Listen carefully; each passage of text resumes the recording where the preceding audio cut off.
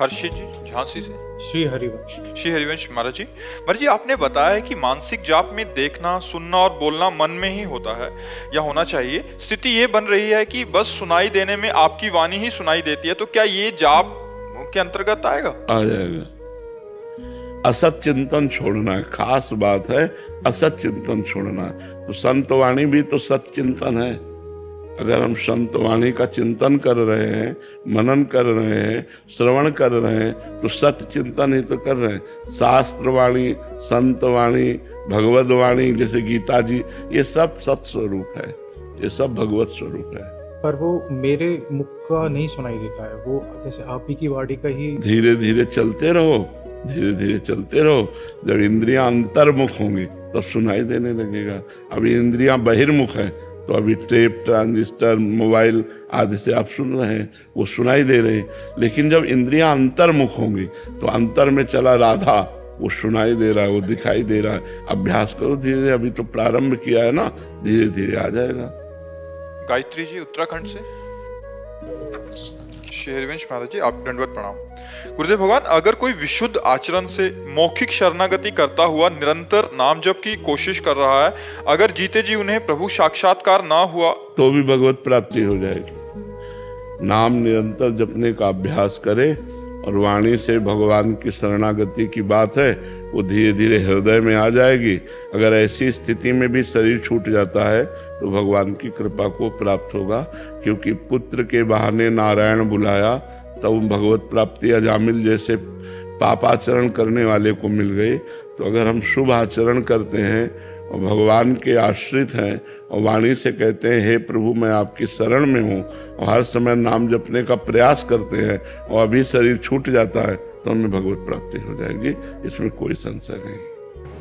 गुरुदेव, ये जानना था कि जैसे होटल में अगर मैरिड कपल आते तो उनसे जो इनकम होती है, क्या वो अपवित्र मानी जाएगी? अगर वो अपवित्र आचरण करते हैं और फिर पैसा देते हैं तो अपवित्र तो है ही।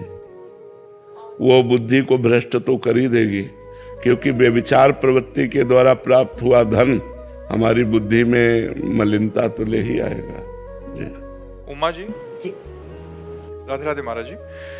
महाराज जी, कर्म फल भोगना किसे कहते हैं? क्या किसी बीमारी का लगना, अपशगुन होना, पारिवारिक कष्ट या अन्य कुछ होना अपनी तरफ से?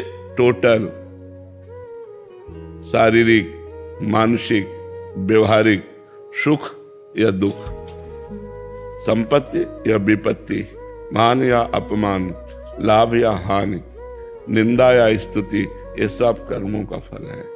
भोगना पड़ता है, बड़े बड़ों को भोगना पड़ता है। जो भजन है वो अलग डिपार्टमेंट है, जो प्रारब्ध है वो अलग डिपार्टमेंट है। अब जैसे प्रारब्ध भोगना पड़ रहा है, जो पूर्व का पाप कर्म वो हमें भुगता रहा है, अभी का जो कर्म है वो भगवान का नाम जब भगवान के आश्रित भगवत आनंद दे रहा है, पूर्व का कर्म प्रारब्ध भोग दे रहा है। तो दुख सुख, लाभ हानि, मान अपमान, ये सब प्रारब्ध के अनुसार है। अगर भजन करते हो तो प्रारब्ध को भोगने की सामर्थ्य मिलेगी और आपका अगला जीवन, अगला समय बड़ा मंगलमय जाएगा। और भजन नहीं करते हो तो जो अब भोग रहे हो आगे और भोगना है, भोगते भोगते अनंत काल व्यतीत हो गया, ऐसे व्यतीत हो जाएगा। इसलिए भजन करो, नाम जप करो, भगवान का नाम जो प्रिय हो, राधा राम कृष्ण हरि जो, वो नाम जरूर जपो, उसी से आपका मंगल होगा। योगेंद्र जी हरियाणा से। राधे राधे महाराज जी। महाराज जी, क्या गुरु की कृपा सभी साधकों पर समान होती है? एक साधक जिसने आपसे दीक्षा ले रखी है और राधा रानी का नाम जप कर रहा है, दूसरा जिसने आपको मन से गुरु मानकर अन्य भगवान का भी नाम जप कर रहा है, तो आपके द्वारा दिखाए गए भागवतिक मार्ग पर चलने का प्रयास कर रहा है, तो दोनों की कृपा में क्या अंतर होगा? अगर जो दीक्षा लिए है वो केवल इतना मान के कि हमारे गुरु हैं और मनमानी आचरण करता है, तो उसको उतना लाभ नहीं होगा। जो दीक्षा नहीं लिए है लेकिन गुरु मान करके वो आचरण में उतार लिया, तो उसको विशेष लाभ मिलेगा। दीक्षा ना लेने से उससे कोई फर्क नहीं पड़ता। उनकी बात पर हम चल रहे, मान लो आप राधा राधा जप रहे तो गुरु मंत्र ही तो है। ये गुरु मंत्र ही तो गुरु के मुख से ही तो निकला है। आप उनको गुरु मान करके और उनके अनुसार चल रहे हो तो आपकी उन्नति शीघ्र हो जाएगी। और एक ने दीक्षा ले लिया और बेपरवाह होकर मनमानी आचरण कर रहा है तो आध्यात्मिक उन्नति उसकी नहीं होगी। आपका ये गृहस्थ जीवन में श्री श्याम नाम का कैसे बढ़िया? हाँ, खूब जपो, जो नाम प्रिय हो, हम तो छूट दिए, जो नाम प्रिय हो खूब जपो। गृहस्थी कोई बाधक नहीं भगवान की प्राप्ति में। जो कर्म करें वो भगवान को समर्पित कर दें, जो कर्म करें बड़े सावधानी से करें, अच्छे कर्म करें और नाम जप करते हुए करें तो भगवत प्राप्ति हो जाएगी गृहस्थी में भी। आकाश जी, राधे राधे महाराज जी, आपके चरणों में कोटि कोटि प्रणाम।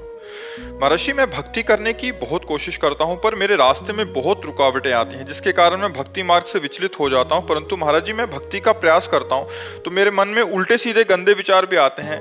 मेरी पूजा पूर्ण रूप से स्वीकार महाराज जी ऐसे में होगी या नहीं? होगी, होगी, किसका प्रश्न है? हाँ बिल्कुल होगी। बस नाम जप करते रहो और पाप कर्म से बचते रहो।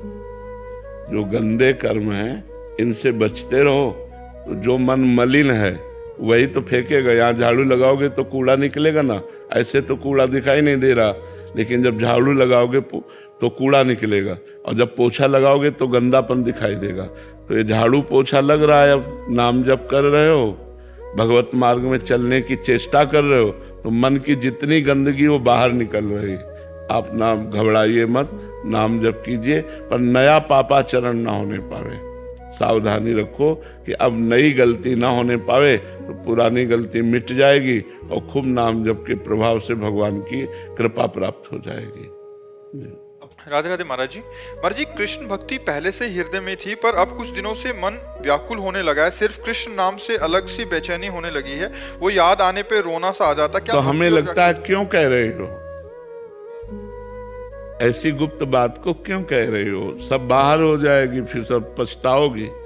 जब हमको भगवान नाम का रस मिलने लगे, भगवान नाम में प्रीति होने लगे, भगवान रूप में प्रीति होने लगे, कुछ दिव्यता महसूस होने लगे तो अपने को छिपाना चाहिए, अपनी बात को गुप्त रखना चाहिए, प्रकाशित नहीं करना चाहिए।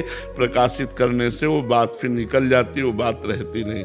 यहाँ तो संत सभा इसलिए आप कह दिए, अब आगे से मत कहना, चुपचाप अंदर ही अंदर भजन करो, भगवान की बड़ी कृपा है। निशा जी साहिबाबाद से, राधे राधे महाराज जी। महाराज जी, अपने अंदर सकारात्मक विचारों पर नकारात्मक विचारों को न आने देने के लिए क्या करना चाहिए? राधा राधा, जितना नाम जप करोगे उतना पॉजिटिव सोच होगी और जब संसार का चिंतन करोगे, भगवत चिंतन विस्मरण रहेगा तो निगेटिव सोच फेंकता है मन, और जब अधिक फेंकने लगता है तो आदमी डिप्रेशन में चला जाता है। हम नकारात्मक सोच को अपने ऊपर हावी ना होने दें, इसके लिए भगवान का नाम जप करें, भगवान की कथा सुने, भगवान के भक्तों के चरित्र सुने तो आप देखोगे। देखो, अगर हम आज आपके सामने बैठ करके बात कर रहे हैं तो केवल पॉजिटिव सोच के कारण। मैं खुश हूं, किस लिए? क्योंकि भगवान से जुड़ा हूं, इसलिए भगवान का नाम जप करते हैं, भगवान के आश्रित हैं तो हमारी सोच पॉजिटिव है। ये हम प्रत्यक्ष उदाहरण आपको दे रहे, कोई बहाबूदी की बात नहीं कर रहे, ये भगवान की कृपा की बात कर रहे।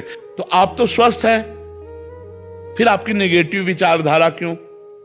भगवान की बड़ी कृपा है, आपकी किडनी ठीक है, आपकी आंख ठीक है, आपका कान ठीक है, आपके ऊपर भगवान की कितनी कृपा है कि आप स्वस्थ हो। तो इस स्वस्थ अवस्था में निगेटिव का पॉइंट क्या है? संसार, हमने उसके साथ ऐसा किया, वो हमारे साथ ऐसा क्यों किया, ऐसा हो जाता तो अच्छा था, भगवान ने ऐसा क्यों किया, मैंने इतने प्रयत्न किया, असफलता क्यों आई। इन सब बातों से बचने के लिए हमारे अंदर प्रवीण बुद्धि चाहिए, और प्रवीण बुद्धि होती है जो भगवान का चिंतन करता है। इसलिए हमें भगवान का चिंतन अनिवार्य है, अनिवार्य है। तो ये निगेटिव विचार इतना हावी हो सकते हैं कि आपकी जान ले सकते हैं, आपको बिल्कुल बेकार कर सकते हैं। तो इन निगेटिव विचारों के ऊपर आप हावी हो जाइए, तब होंगे जब आप नाम जप करेंगे। बड़ी बड़ी विपत्तियां भक्तों के जीवन में आई, लेकिन वो भगवान के नाम के बल से, भगवान के भजन के बल से उन विपत्तियों को पार कर गए। आज आपके पास सब कुछ है लेकिन आप प्रसन्न नहीं हैं, आप खुश नहीं हैं, आप आनंदित नहीं हैं। क्यों? आप विचार कीजिए ना, कई ऐसे लोग आप को दिखा दे जो आपके पास है, उसके लिए वो तरसते हैं जो आपके पास है। अब जिनके पैर नहीं हैं, आप सोचो उनका जीवन क्या है। तुम्हारे पास पैर है, तुम्हारे पास आंख है, आप देख सकते हो, कान से सुन सकते हो, जबान से बोल सकते हो। भगवान ने आपको सर्वांग पुष्ट बनाया है, खाने को दिया है, आपको मांगना नहीं पड़ता, आप कमा रहे हैं, फिर भी आप असंतुष्ट क्यों हैं? आप खुश क्यों नहीं हैं? आप प्रसन्न क्यों नहीं? क्योंकि आपके अंदर जो नेगेटिव पॉइंट है वो नष्ट नहीं हुआ।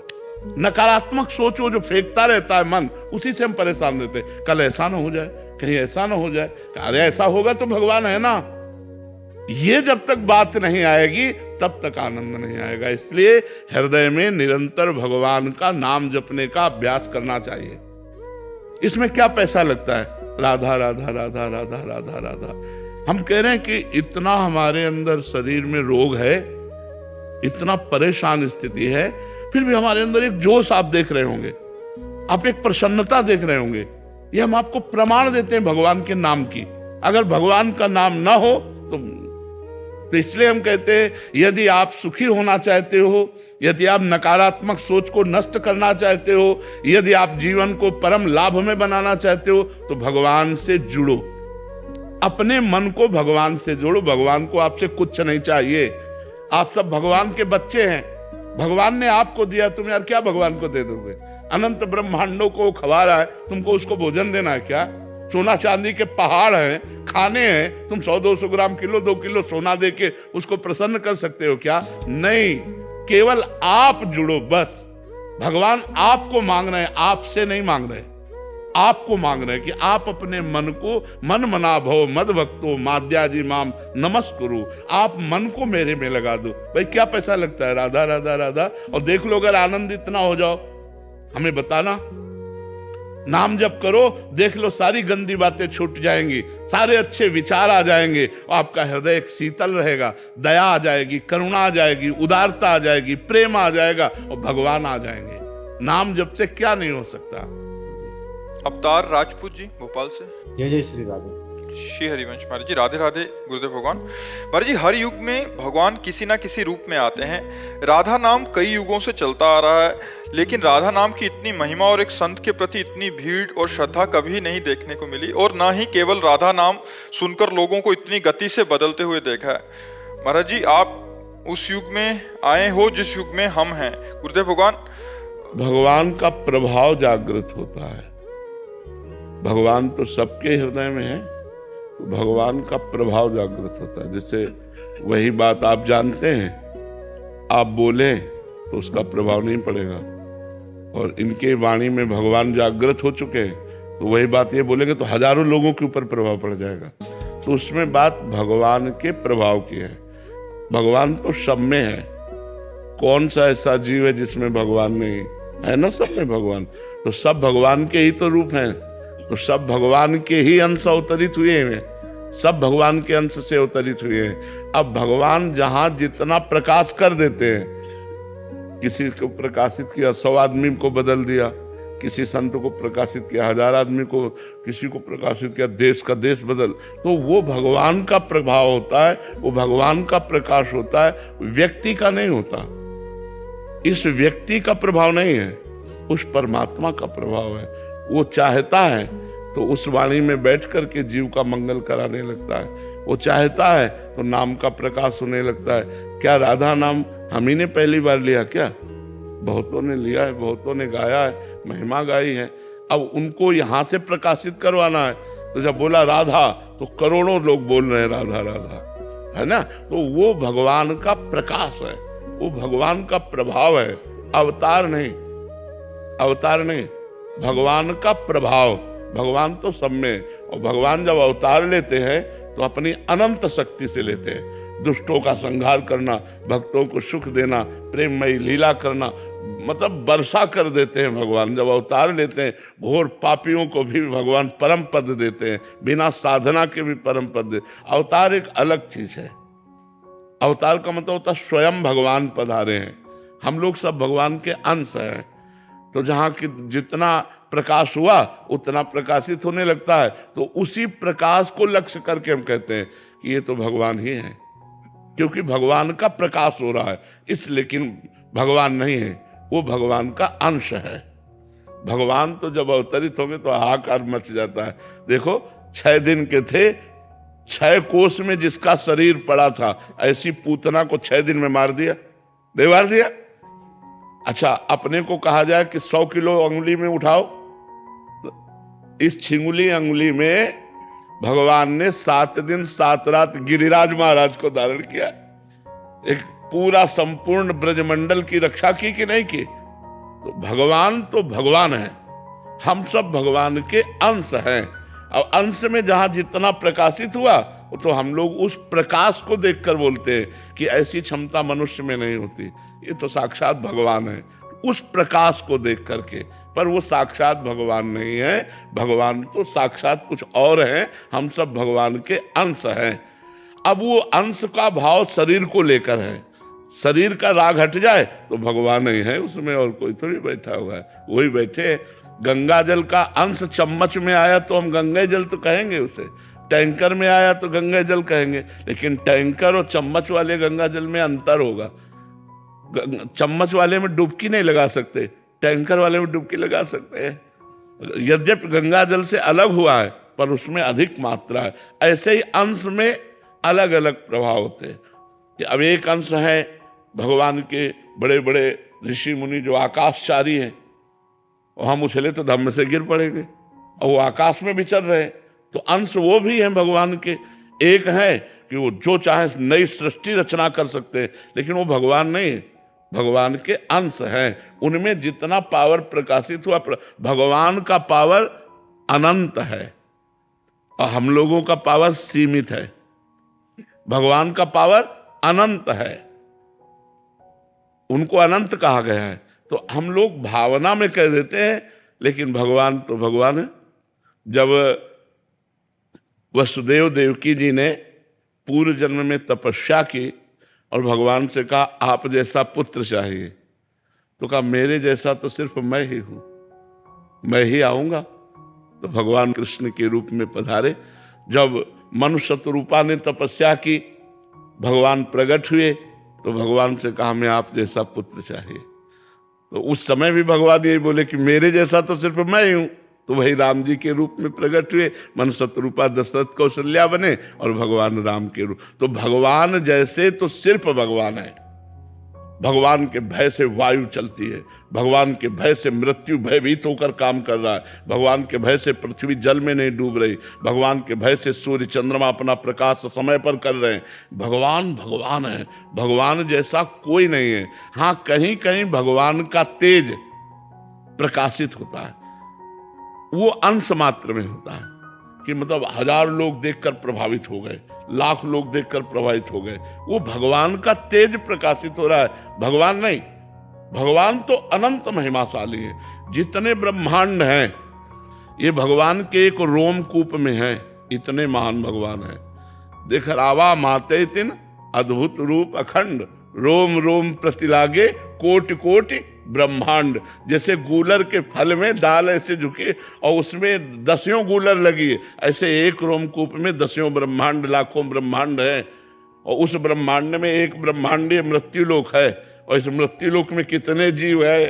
अब भगवान की महिमा सिर्फ भगवान, भगवान जैसा कोई नहीं। हाँ, भगवान का जहां प्रकाश, किसी की वाणी में प्रकाश, किसी के चेहरे में प्रकाश, किसी की भुजाओं में बल रूप से प्रकाश, अलग अलग, किसी के माइंड में प्रकाश, अलग अलग प्रकाश दिए हुए हैं। तो भगवान का ही सब। अब देख लो, भगवान का प्रभाव है तो वैज्ञानिकों ने क्या क्या नहीं बना दिया।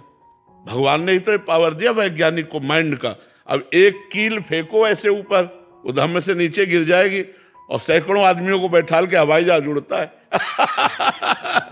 नहीं उड़ता, वो भी तो धातु का ही तो बना होता है और हवाई जहाज उड़ता है। तो ये सब किसने दिया? भगवान ने ही तो दिया। सबको माइंड भगवान ने ही दिया। हम एक साइकिल की चैन उतर जाए तो चढ़ाना मुश्किल पड़ जाता है, क्योंकि हमारी तमीज उतली है, और एक आदमी की हवाई जहाज उड़ा रहा है।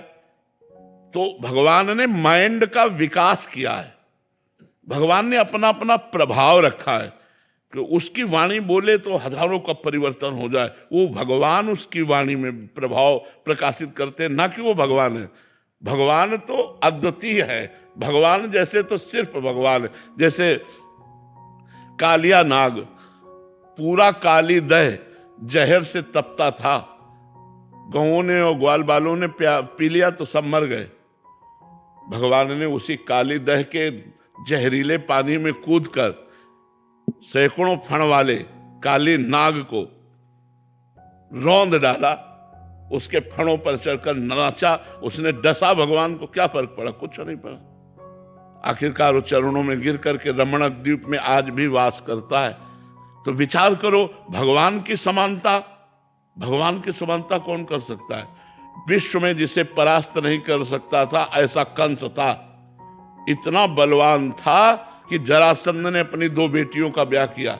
जरासंध अद्वितीय योद्धा था, मतलब हजारों राजाओं को कैद किए था भैरव बलि देने के लिए। हजारों राजाओं को कैद किए था, भगवान ने उनको छुड़ाया। तो कंस को भगवान ने बाल पकड़ के घसीटा। 11 वर्ष की अवस्था थी, बाल पकड़ के घसीटा, मंच पे पटक दिया, ऊपर कूदे, मर गया जान से। 11 वर्ष के बालक में इतनी सामर्थ्य। अघासुर, बकासुर, धेनुकासुर, प्रलंबासुर, कितने मुष्टिक शाणोर मार मार के 60,000 हाथियों का बल लगता था। कोलिया पीड़ हाथी, तो ऐसे सूर पकड़ के खिलौने की तरह पटक दिया, मर गया। भगवान जैसे भगवान जैसा कोई हो ही नहीं सकता। उनके अंश हैं।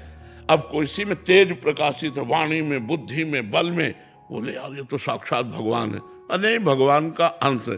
एक अंश भगवान के सूर्य है। तो पूरे आप विश्व में कहीं घूमिए और सब जगह प्रकाश यही दे रहे हैं। जहां देखो वहीं अपने सामने नजर आएंगे। एक अंश से भगवान से माया पूरी एक शक्ति है माया, ऐसी अनंत शक्तियों के स्वामी भगवान है। तो भगवान जैसा तो सिर्फ भगवान है। हाँ, ये वो चयन खुद ही करते हैं किसमें ये प्रकाश दें। हाँ, ये उनका अपनी कोई इसमें गतिमति काम नहीं करती। अलग अलग वैभव भगवान प्रकाशित किए, अपनी अपनी क्षमता के अनुसार भगवान वहाँ पावर दे दिए। जैसे जैसे कर्म के अनुसार क्षमता है वैसा प्रकाश हो रहा है। तो भैया भगवान जैसे तो सिर्फ भगवान है। और भगवान का अवतार जब होता है तो कभी कभी होता है, जैसे अभी पीछे द्वापर में हुआ था कृष्ण अवतार। ऐसे कितने ऋषि मुनि प्रकट हुए जो बार बार धर्म की स्थापना करते हैं। भगवान जब अवतरित होते हैं तो दुष्टों का विनाश करके, विनाशाय च दुष्कृताम, और धर्म की स्थापना करते हैं। लेकिन जब भगवान का पावर भक्त रूप में प्रकट होता है तो दुष्टता का विनाश करके, दुष्टों का विनाश करके नहीं, दुष्टता का विनाश करके भक्ति की स्थापना करता है। तो भगवान से भी श्रेष्ठ माना गया भगवान का भक्त, क्योंकि भगवान तो सीधे दुष्ट का विनाश कर दिए। और वो दुष्ट का विनाश नहीं किए, बड़े बड़े दुष्टों की दुष्टता का विनाश करके उनको साधु बना दिया, उनको भक्त बना दिया। इसलिए मोरे मन प्रभु से विश्वासा, राम ते अधिक राम कर दासा। क्योंकि भगवान का भक्त कृपा करके मारा नहीं, उसकी दुष्टता को मार दिया और महात्मा बना दिया। श्री जी स्वयं प्रकाशित होती है या आपने सहचर्यों को भेजेंगे जिससे प्रकाश हो उनकी? देखो, ना सहचरी आई है और ना श्री जी स्वयं आई है। श्री जी की कृपा दृष्टि हुई है। अभी श्री जी का महात्म तो ये तो उनका महात्म सुना रहे लालजू का। और ऐसे लालजू जिनके चरणों में मुकुट रखते हुए हमारी महारानी जो है। श्री जी की कृपा दृष्टि, कृपा कोर मात्र होने से ये प्रभाव है। ये श्री जी की कृपा कोर का प्रभाव है। श्री जी कृपा कोर कर दिए, जरा सी प्रभाव ही प्रभाव दिखाए। श्री जी की सहचरी आई हरिदास जी के रूप में, श्री जी की सहचरी आई हरिराम व्यास जी के रूप में, श्री जी की सहचरी आई हरिवंश महाप्रभु के रूप, ये सहचरी आई। और जब श्री जी पधारती है तो फिर लुटता रिद्धियां सिद्धियां सब मारी घूमती गलियों में, बरसाने में रिद्धियां सिद्धियां, भक्ति सब नृत्य करती। क्योंकि महारानी जो पधारी आज भी है, पर वो दृष्टि हमारी नहीं है, इसलिए हम देख नहीं पाते। महारानी जो तो अब ये सबसे अलग बात है। आगम निगम पुराण अगोचर, आगम निगम पुराण सब चर्चा बंद। जब लाडली जी की बात आएगी तो बहुत वो अलग होगी, वो अलग बात होगी, तो बहुत ऊंचा प्रकाश होगा। अरे उनको जो लालजू को अधीन किए हुए हैं, आप सोचो, जाके अधीन सदाई सांवरो या ब्रज को सिरताज, हमारे माई श्यामाजू को राज। तो ये ब्रज क्षेत्र है, ये वृंदावन धाम है, महारानी का घर है। महारानी का देखो, यहाँ का जैसा प्रभाव कहीं आप नहीं देखोगे। यहाँ एक अलौकिक आकर्षण है, एक अलौकिक आनंद है, एक अलौकिकता है, नहीं है। अच्छा, यहाँ का जो वासी है चाहे जहां वो सीमा के बाहर निकलेगा तो उसके प्राण व्याकुल हो जाएंगे। भैया हम बरसाने के बिना नहीं रह सकते, हम वृंदावन के बिना नहीं रह सकते, हम ऐसे, मतलब कुछ है ऐसा, कहा नहीं जा सकता, पर जो हमारे हृदय को पकड़ लिया है, अब हम जी नहीं सकते। अब हम राधा नाम के बिना जी नहीं सकते, वृंदावन धाम के बिना जी नहीं सकते, ब्रज धाम के बिना जी नहीं सकते। ये